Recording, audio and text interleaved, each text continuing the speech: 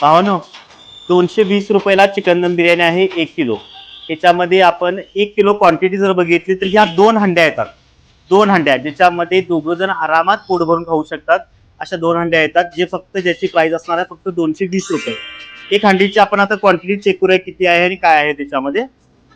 तर ही जर chicken piece पण व्यवस्थित आणि दम दिलेली प्रॉपर बिर्याणी असते, ज्याच्यामध्ये फ्राय कांदा वगैरे सगळ्या गोष्टी दिलेल्या आहेत. टोटल बिर्याणी असणार आहे, एक व्यक्ती आरामात पोटभर खाऊ शकते अशी बिर्याणी आहे. सोबत रस्सा आणि कांदा लिंबू मिळेल.